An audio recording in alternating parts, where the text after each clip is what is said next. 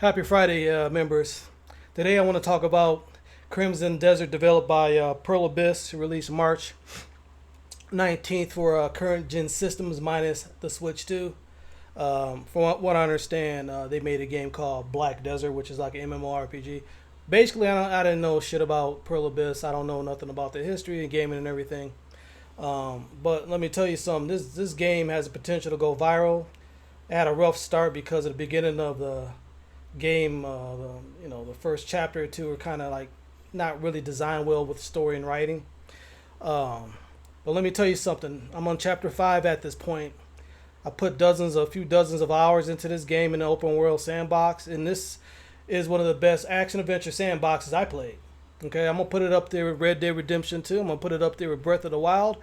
Uh, Now, the thing is that the writing is not good in Crimson Desert. The writing and the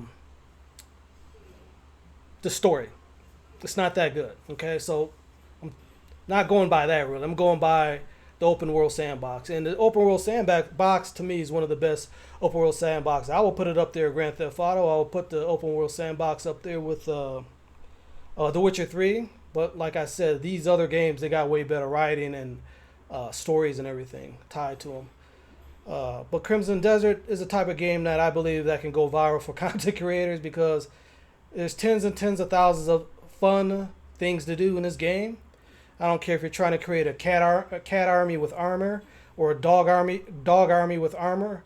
Uh, creating a army of mounts. Like, dude, you could almost like if you could think about it, you could do it. Breath of the Wild was great to me because of the way the abilities you can affect the environment.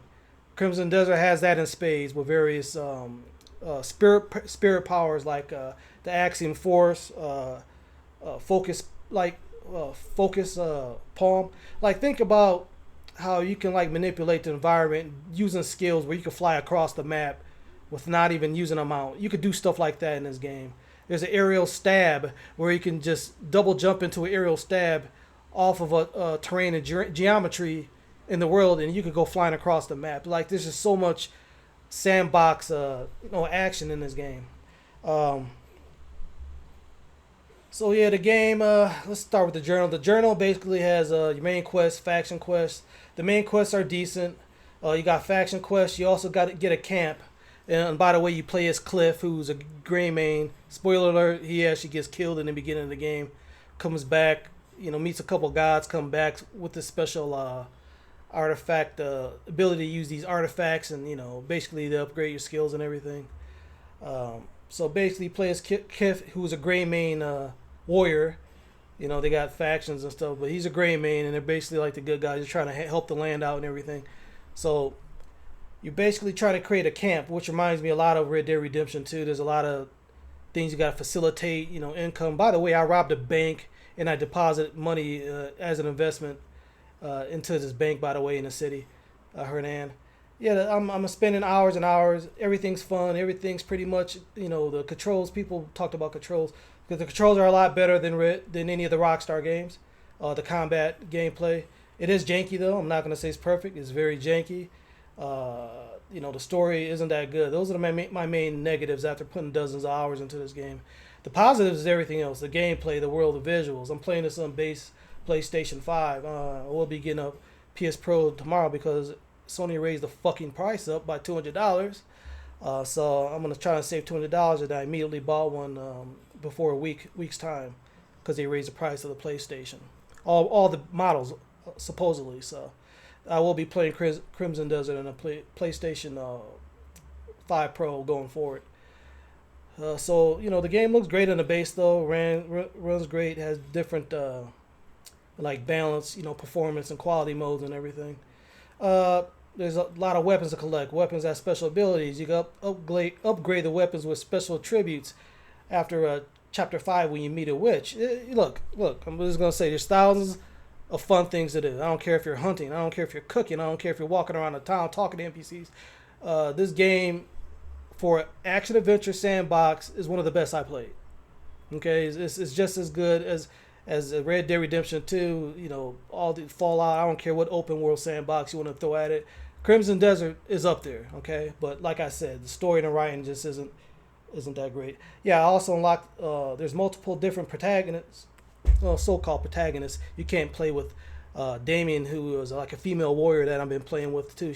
She has different abilities, and she can use some of the skill points, which I think I said earlier were from the artifact, the Abyss artifacts. Unlock the skill points and everything.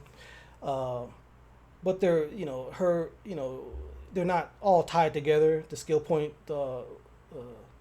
load between Cliff and Damien.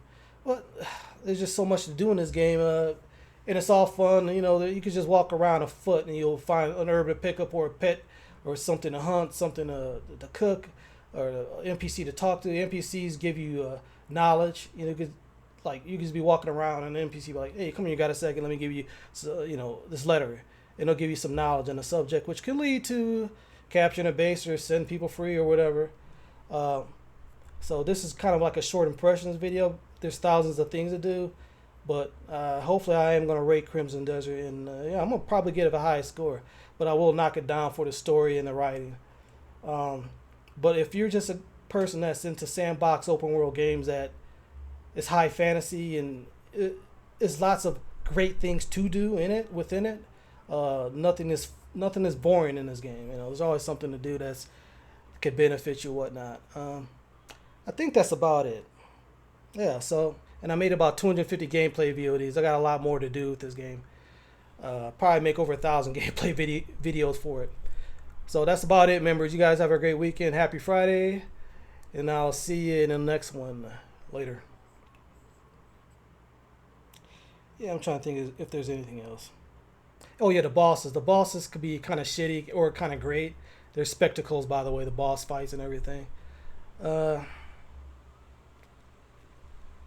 Yeah, man, if this game had writing in the story on Power of the Witcher 3, it would be a lot better than The Witcher 3 to me. Because the world, the sandboxes is way better than The Witcher 3. Pound for pound. Alright, that's it. Later.